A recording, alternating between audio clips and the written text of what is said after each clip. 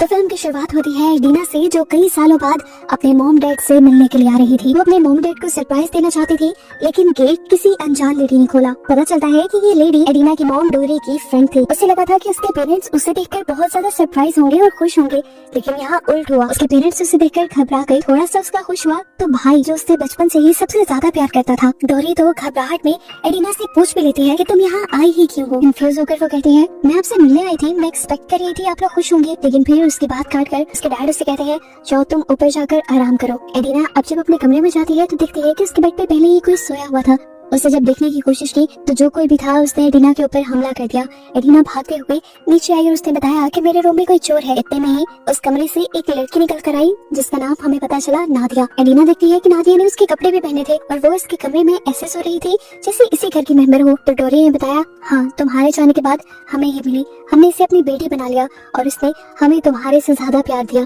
एडिना को गुस्सा आ जाता है। वो अपनी मॉम से कहती है, आप इसे बाहर निकालें, मुझे अपने कमरे में आराम करना है। तो डोरी कहती है, नादिया कहीं नहीं जाएगी, तुम ऊपर वाले कमरे में जाकर सो जाओ। उसे गुस्सा तो आया, लेकिन यहाँ पर गैबी ने उसे कूल डाउन किया और ये लोग आराम करने के लिए चले गए। ऊपर जाते जाते भी एडिना उस लड़की को अजीब सी नजर से देखकर जाती है, क्योंकि उसके पेरेंट्स नादिया को कुछ एक्स्ट्रा ही इम्पोर्टेंस दे रहे थे। ऊपर जाने पर अब गैबी उसे बताती है कि मुझे भूख लगी है। एडिना उसके लिए खाना लेने के लिए जब नीचे जाती है तो अपने मॉम डैड के कमरे के आगे से गुजरते हुए वो उनकी बातें सुनती है। उसके डैड बहुत ज्यादा गुस्से में थे एडिना के आने से। वो अपनी वाइफ यानी डोरी से कहते हैं, ये यहाँ पे क्या कर रही है, इसे कहो यहाँ से चली जाए। उसे अगर शहर में स्टे भी करना है तो किसी होटल में जाकर करे, हमारे घर ना करे। ये बातें सुनकर एडिना टूट गई। उसके सगे पेरेंट्स उसके बारे में ये सब कह रहे थे। उससे में वो गैबी के पास आते हैं और कहती है कि अब हम एक और पल भी यहाँ नहीं रुकेंगे, हम यहाँ से चले जाएंगे, एक होटल में स्टे करेंगे और उसके बाद हम अपनी आंटी के घर जाएंगे। वो मुझसे बहुत ज्यादा प्यार करती है और उसने अपनी आंटी को कॉल की, लेकिन यहाँ पर उसकी आंटी ने उसकी कॉल उठाई ही नहीं। ये लोग होटल की रिजर्वेशन लेने की भी कोशिश करते हैं, लेकिन सारे होटल्स पे बंद थे, इनके पास कोई ठिकाना नहीं था। तो गैबी के बहुत समझाने पर एडिना दोबारा अपने मॉम डैड के घर आ जाती है। यहाँ पर एडिना थकावट की वजह से सो जाती है, जबकि हमें दिखाया जाता है कि गैबी अब उसकी मॉम यानी डोरी की हेल्प करने लगी थी। एकदम से एडिना घबरा कर उठती है तो सामने दिखती है कि नादिया ने उसके बेटे को लिया हुआ था। वो उसे नुकसान पहुँचाने की कोशिश कर रही थी, इसीलिए उसने जल्दी से अपने बेटे को वापस ले लिया। वो उसका फीडर लेने के लिए नीचे गई और अपने मॉम डैड पे चिल्लाने लगी कि नादिया को इस घर से निकाले, मैं कह रही हूँ ना ये हमें नुकसान पहुँचाएगी, ये भी मेरे बेटे को भी नुकसान पहुँचाने वाली थी। लेकिन यहाँ उसके मॉम डैड उसकी एक नहीं सुनते और एडिना ये देखकर और भी ज्यादा गुस्से में आ जाती है कि उसके मॉम डैड ने तो नादिया के लिए प्रॉपर क्रिसमस गिफ्ट्स भी लिए थे और वो उसे कैंडीज भी दे रहे थे। अब वो अपने रूम में जाती है जिसमें आजकल नादिया रुकी हुई थी। वो यहाँ पर सबूत इकट्ठे करने लग जाती है नादिया के खिलाफ, ताकि वो अपने मॉम डैड को समझा पाए कि ये लड़की ठीक नहीं है जिसे उन्होंने अपने घर में रख लिया है।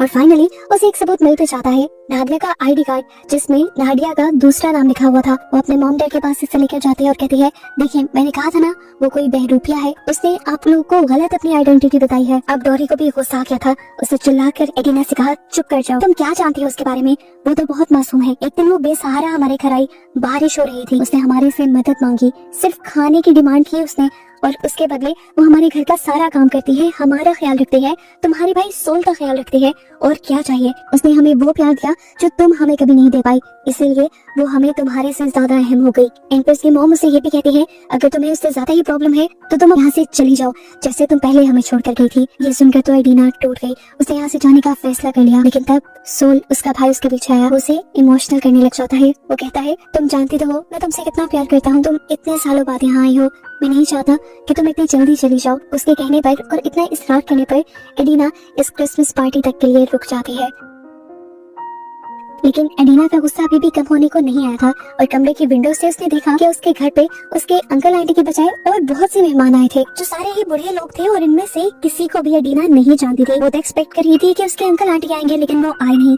वो इन सब के बारे में बात करने के लिए जब नीचे जाने की कोशिश करती है तो देखती है कि उसका दरवाजा भी नहीं खुल पा रहा। अब यहाँ से बाहर निकलने के लिए एडिना बालकनी से छलांग लगा देती है और एकदम से नीचे गिरने पर सारे मेहमानों की अटेंशन उसकी तरफ चली जाती है। अजीब सा माहौल बन जाता है और डोरी एडिना से कहती है, बदतमीजी मत करो, ये क्या हरकत थी। लेकिन अब एडिना ने फैसला कर लिया था वो यहाँ से नहीं जाएगी जब तक वो नादिया का सच सबके सामने न ले आए। इतनी देर में एडिना को उसकी आंट की कॉल आ जाती है, जिनको अभी थोड़ी देर पहले ही उसने कॉल की थी। वो आंटी से कहती है कि आप अभी तक क्रिसमस पार्टी में क्यों नहीं आए। तो आंटी ने कहा, तुम्हारी मॉम ने ही कहा था कि इस मर्तबा वो लोग क्रिसमस सेलिब्रेट नहीं कर रहे। बस इसीलिए एडिना हैरान हो गई आखिर ऐसा क्यों कहा था उसकी मॉम ने? अंदर इतनी बड़ी पार्टी चल रही थी, अगर 2 और लोग आ जाते तो क्या मसला हो जाता। एडिना पार्टी में चली जाती है और यहाँ पर वो नोटिस करती है कि सभी लोग निकोलस नाम के एक आदमी को बहुत ही ज्यादा इंपॉर्टेंस दे रहे थे। अब निकोलस सबको ड्रिंक्स देने को कहता है और डोरी की फ्रेंड निकोलस के ही कहने पर सबको ड्रिंक सर्व करती है। ड्रिंक करने के बाद सभी लोग डांस करने लग जाते हैं और फिर एडिना के डैड सबकी अटेंशन अपनी तरफ करते हैं और कहते हैं, मेरी प्यारी बेटी मेरे पास आओ और यहाँ सभी लोगों से कुछ कहो। एडिना को खुशी हुई, आखिर पहली बार तो उसके डैड ने उसे बुलाया तो सही, लेकिन जैसे ही वो उठी तो उसके डैड ने कहा, तुम नहीं, मैं नाडिया से बात कर रहा हूँ। और इस मरतबा वो पहले से भी ज्यादा टूट गई। इससे पहले कि यहाँ पर नाडिया कुछ कह पाती, एडिना को गुस्सा आ जाता है। वो सभी लोगों के सामने ओवर रिएक्ट करना शुरू कर देती है और कह देती है कि मेरे मॉम डैड जिसको अपनी बेटी बनाए बैठी है वो उनकी बेटी नहीं है, मैं हूँ उनकी बेटी। ये कोई बहरूपिया है, मुझे नहीं पता, लेकिन कैसे उसने मेरे मॉम डैड को मैनिपुलेट किया है और मेरे मॉम डैड मेरे से ज्यादा उसे इम्पोर्टेंस दे रहे हैं। एडिना यहीं पर नहीं रुकती, वो अपने मॉम डैड के नए फ्रेंड्स को भी बहुत बुरा भला कहती है, यहाँ तक कि निकोलस को भी। उसके डैड को उसकी इस हरकत पे इतना ज्यादा गुस्सा आ जाता है कि वो उसे अपने कमरे में जाने को कह देते हैं। कमरे में कैबी और उसका बेटा भी था। अब एडिना सो गई थी। रात में उसका बेटा भूख से रोने लगा। वो जब नीचे आई तो हैरान रह गई कि अभी जो पार्टी इतनी पीक पे थी वो बिल्कुल ही खत्म हो चुकी थी। खैर उसे इससे कोई लेना देना नहीं था। उसने अपने बेटे के लिए दूध लिया और जब वो ऊपर जाने लगी तो उसने देखा कि नाडिया यहाँ आए मेहमानों के कपड़ों में से कोई चीज चुराने की कोशिश कर रही है। उसे गुस्सा आ गया। उसने नाडिया के दोनों हाथ पकड़ लिए और उसे खींचते हुए ऊपर लेकर जाने लगी और बोलने लगी, अभी मैं अपने मॉम डैड को तुम्हारा असली चेहरा दिखाऊंगी, तुम चोर हो। वो अपने मॉम डैड को जब आवाज दे रही थी तो नाडिया उसकी मिन्नतें कर रही थी, प्लीज ऐसा मत करो, मेरी जान खतरे में है, तुम समझने की कोशिश तो करो, मेरी बात तो सुनो, वो लोग मुझे मार देंगे, वो मुझे जिंदा नहीं छोड़ेंगे। नादिया को ये छोड़कर एडिना अपने मॉम डैड के रूम में जाती है तो ये देखकर हैरान परेशान हो जाती है कि वहाँ पर अजीबो गरीब सामान रखा था जो किसी रिचुअल का लग रहा था। इतनी ही देर में उसने देखा कि यहाँ जितने भी लोग थे वो नाडिया को ढूंढने लगे थे। उसने जल्दी से नाडिया को लिया और कपट में छुप गई। उसने नाडिया के मुंह पे हाथ भी रख दिया ताकि कोई उसकी आवाज ना सुन पाए। नाडिया ने मुझे बताया कि ये सब लोग मुझे मारने के लिए ढूंढ रहे हैं, हालांकि मैंने कुछ नहीं किया, लेकिन मुझे इतना पता है कि ये सब कुछ निकोलस के कहने पे हो रहा है। यहाँ पर एक इंसान की जान का मसला था। एडिना ने नाडिया से वादा किया कि मैं किसी को भी तुम्हारी जान नहीं लेने दूंगी। इतनी देर में अब उसे अपने बेटे की रोने की आवाज आने लग जाती है। घबरा कर वो कमरे से बाहर निकली तो उसे अपना बेटा कहीं नहीं नजर आया। वो पूरे घर से होते हुए गार्डन में आ गई। अभी तक उसे अपना बेटा नजर नहीं आया था, लेकिन तभी किसी ने पीछे से उसके सर के ऊपर हमला कर दिया और वो बेहोश हो गई। कुछ देर बाद जब उसे होश आया तो उसने देखा कि उसके हाथों और पाँव को बांधा गया था और उसके सामने पार्टी में आए सभी लोग खड़े थे। यहाँ पर निकोलस एडिना के सामने आता है और उसका मुंह पकड़ते हुए कहता है, यहाँ पर जो हो रहा है होने दो, तुम इसमें कुछ नहीं बोलोगी। हम सब लोग एक कल्ट के मेंबर हैं जिसका लीडर हूँ मैं बाल की यानी शैतान की पूजा करता हूँ और बाल ही हमें पावर देता है कुछ भी करने के लिए और बाल की पावर से आज हम तुम्हारे भाई को ठीक करने वाले हैं। लेकिन इस सब के लिए बाल को एक बलि देनी पड़ेगी, वो भी किसी ऐसे इंसान की जिसे अडॉप्ट करके तुम्हारे पेरेंट्स ने एक बेटी से ज्यादा प्यार किया हो। इसलिए उन्होंने नाडिया को अडॉप्ट किया और तुमसे ज्यादा प्यार दिया। आज उसी का सैक्रिफाइस देकर हम तुम्हारे भाई को ठीक कर देंगे। एडिना चिल्लाने लगी। वो बोली, आप लोग इतने बेहिस कैसे हो सकते हैं?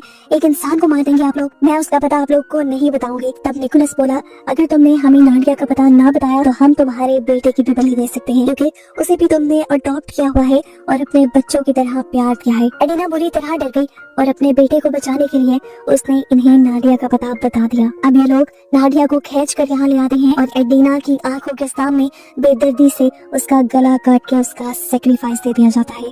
जिसके बाद नाडिया के खून से ये लोग कोई रिचुअल करते हुए भाई सोल को नहला देते हैं। ये नजारा एडिना बर्दाश्त नहीं कर पाती और बेहोश हो जाती है। उसे सुबह जब होश आया तो वो अपने बेड पे थी। यहाँ पे सब तो नॉर्मल लग रहा था। वो नीचे आई तो उसने देखा कि कल वाले कोई भी लोग अब यहाँ पे नहीं थे और आज उनके घर पे उसके अंकल आंटी आए हुए थे और ये सब लोग पहले की तरह ही खुश नजर आ रहे थे।